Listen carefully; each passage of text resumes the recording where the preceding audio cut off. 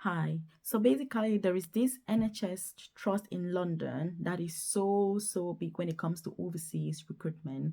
As you can imagine, London hospitals are obviously really big. They're so busy. They are more in need of staff generally compared to places outside of London. So they are doing a massive recruitment drive that I've seen. I'm like, oh my God, I need to definitely share this with you. So if you're, looking for a healthcare related job, in the UK, this is an opportunity. You want to make sure that you check out, their website and you put your application in. So this trust is Lewisham and Greenwich NHS Trust. So Lewisham and Greenwich NHS Trust. So it's found in Southeast London. And basically, so it's NHS, obviously, they are recruiting, they are, like I said, they are really big with overseas recruitment.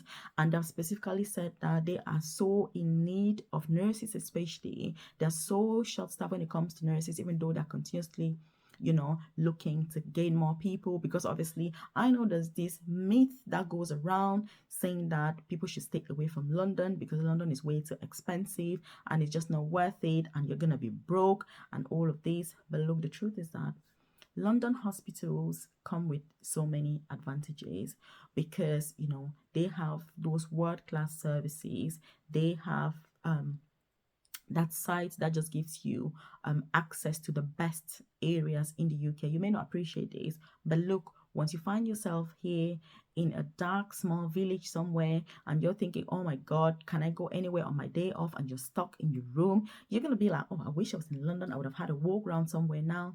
And most importantly, when it comes to career progression, London hospitals, because what I've realized is they tend to have a younger population of nurses. So there's more motivation as well to progress, to excel, to thrive. And because of this, you're just working in an environment where you feel very motivated to be able to do things. So for me, these are really big advantages that London has that other places don't necessarily have. So if you've been looking for jobs, you don't want to completely leave London out. But I'm just going to say, if this is your first time here, you're welcome to the channel. It's such a pleasure to have you. If you're a returning subscriber, again, thank you for watching these videos, because, if you haven't subscribed, hit subscribe, turn on the notification button, because you want to be the first to be notified when I drop content like this every day. And look, before I get into more details about this particular recruitment drive, I would like you to make a commitment right now. Leave a comment in the comment section and say, Melvis, I will implement, because I don't want to be doing these videos and then you are not doing anything about it. You need to be implementing all of this. You need to be checking these jobs because, like I said, it's Lewisham and Greenwich NHS Trust. Make sure that you check out the vacancy. And please don't say that you don't meet the criteria. Are they recruiting overseas? Are they doing this? What you need to be doing is applying. You need to put yourself forward, because if you haven't formally applied to a job, you have not applied. You need to put yourself forward when you see any opportunity that you think, oh my God, I'm interested in this opportunity. Just apply, because you're never going to lose anything, if you actually apply. So basically, what they're saying is they want nurses, especially who have already got their IELTS or OET as well as the CBT, obviously, because then they are kind of 99.9% sure that, you've already gone through that process of registering with the NMC, because this is the main requirement for you to gain NMC registration to be able to practice as a nurse. So in this vacancy, obviously this recruitment drive, they've specifically said overseas. So obviously they're looking for people that need visa sponsorship, because they are able to obviously provide that sponsorship visa, because they are licensed obviously to do so. And I'm going to give you one more tip. If I was a carer in the UK right now and I'm an overseas nurse, obviously, but I'm in the UK as a carer, one tip that I'm going to give you, which I normally, this is something that I do with members of my private coaching program. And by the way, if this is our first time meeting, my name is Melvis. I work for the NHS as an advanced nurse practitioner. I also have a private career coaching service where I support nurses, carers, student nurses with career progression in the UK. So basically, Lewisham and Greenwich are having a face-to-face day. This means that on the 19th of November 2022, if you are already in the UK, you can actually show up there in their premises, between 10 and 2. Again, I'm going to obviously leave their name and you can check out their website. So if you're in the UK, Personally, the tip I was trying to say is, if I was in the UK and I was a carer, but an overseas nurse, so overseas nurse trained, but working in the UK as a carer, I would actually attend this event face to face. This is one of the best tips that I normally give members of my private coaching program, because when you attend some of these events face to face, you can speak to the to these employers directly. You can explain your personal circumstances to them, and sometimes you just never know, you may be lucky and they actually recruit you and take you on and support you with that process of enabling you to become a UK nurse. This is something that I've done with some of the members of my private coaching program. So just applied for various positions and they get supported directly by that employer until the transition to becoming nurses. So there are loads of opportunities. Obviously for nurses, especially if you're already in the UK as a carer, you don't want to keep struggling on your own, thinking, oh my God, how am I going to do to become a qualified nurse in the UK? Because you're already here. There are more opportunities once you're physically here, especially if you're working as a carer, because it's still, the experience you're getting in that role is so relevant for when you then get into your nursing position. So there are employers that can be willing to take you on, but you need to be able to negotiate. You need to know what to say to them. You need to know who to approach. You need to know how to just present your case in such a way that it's just impossible for them to say no. And I think this is where the challenge is, where people are thinking, oh, I haven't got this, I haven't got what they're requesting. No, you need to put yourself forward. That's the main thing. If you're thinking of opportunities and you're wanting opportunities, you need to keep putting yourself forward, because if you put yourself forward and they say, oh no, this is not what we're looking for, that's fine. At least you would have done your best to be able to present yourself. So, and the reason I'm saying this is because they are actually saying that they're going to be offering jobs on the day to people that can obviously attend face to face, which means that if you're able to go down there, whether you're still studying nursing or you're just an overseas nurse in the UK who already has obviously IELTS or OET, CBT, then you can attend. But like I was saying, it's still worth going. Obviously, they are providing OSCE support and they're going to be paying for the OSCE. They have an in-house OSCE training facility with their own in-house staff as well that are going to train you to make sure that you're so ready for that OSCE exam, when it comes. But again, there are always extra resources that you can go for, because you don't want to rely only on these opportunities from employers.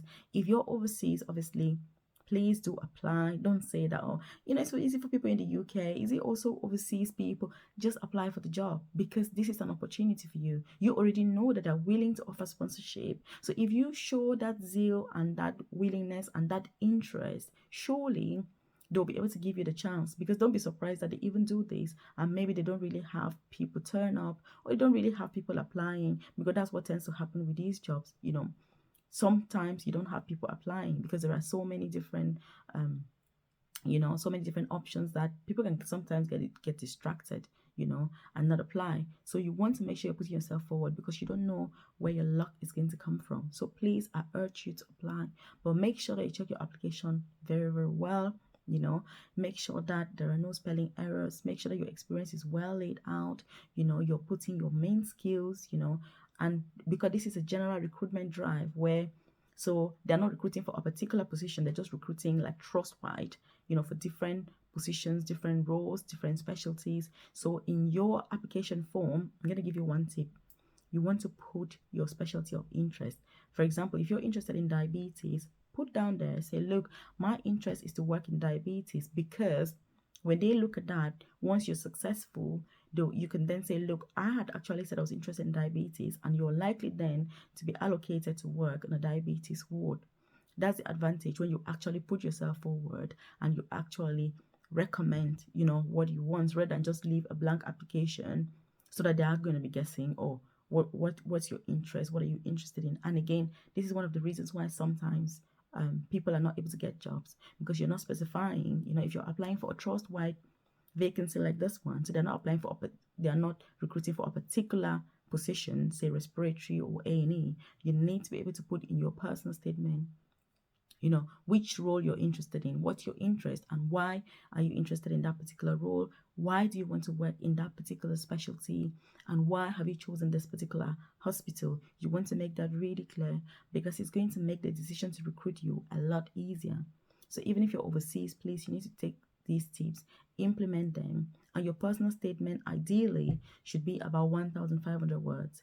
Because when I look at some people's personal statements, it's just like 100 words or 200 words. That's too small. That's too small, because if you look at the trust values that they have and you put your own values, surely you should come up with more than 200 words. So 1,500 is the ideal, not more, obviously.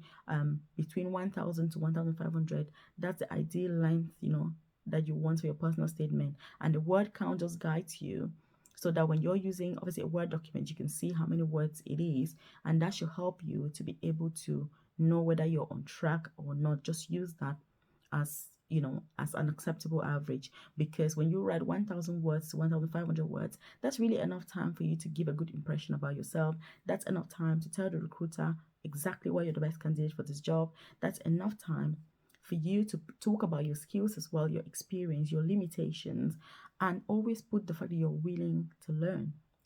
The fact that you're willing to learn. Yes, you're still overseas, or you're already in the UK, you're a carer, but actually, you just need the opportunity to learn. And when you read that as somebody who is recruiting, you think, oh my goodness, this is exactly who we need. Yes, you're struggling, you're still a carer, but actually we can support you. And like I say, this is something that I've done in the past, and some employers have actually accepted to take on carers that they then support through the process to become a qualified nurse. So there are all these opportunities in the UK, especially if you're already in the UK as a carer.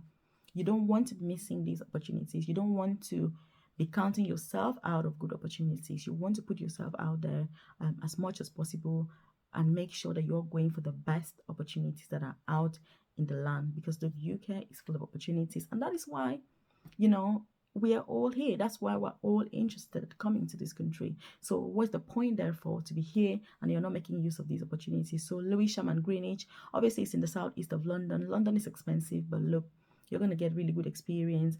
And also, this particular NHS hospital is found in a borough that actually is one of the 10 most affordable boroughs to live in London. So borough is just area. It's one of the most affordable areas to live in London. The average house price in this area is about £450,000 if you're buying a house.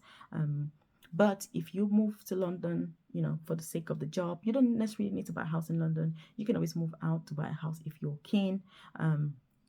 But obviously, just see it as an opportunity to kind of put your foot in, because again, these London hospitals tend to have more opportunities, more openings. They also tend to have more opportunities for just exposure to different groups of people. The level of motivation, from my experience, that the staff tend to have is also different, because you have generally people that are much younger, when you're working in London. So you do want to consider all these different factors. Make sure that you check out Lewisham and Greenwich. Apply for this vacancy, whether you're in or out of the UK.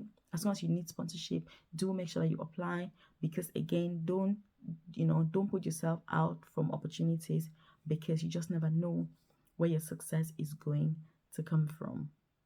And that's why, leave a comment below and say, Melvis, I will implement. And by now, if you haven't subscribed to the channel, do hit subscribe. Turn on that notification button, because you want to be the first to be notified when I drop any new opportunities on here.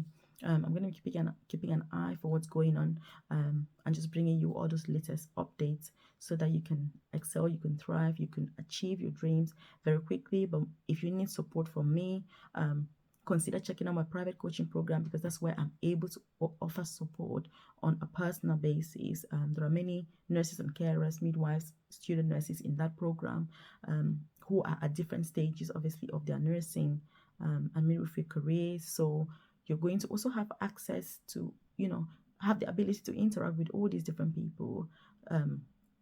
During our weekly drop-in sessions, you'll be able to see other people as well. Even though if you're on the one-to-one plan, then we have time together as one-to-one. But in addition, there are the drop-in sessions, which you can just drop in once every week. If you just want to listen to other people talk, you can do that. If you actually have questions, ideas that you want to share, you could definitely do that. But obviously, you're going to get support that is tailored to your own personal circumstances, so that you're able to thrive and you're able to easily achieve your goals. But obviously, everything takes work. Everything takes a lot of work. So please do check out this opportunity, Lewisham and Greenwich. Keep watching the videos. I've done videos about all sorts of things in this channel, and I just want the best for you. Keep watching.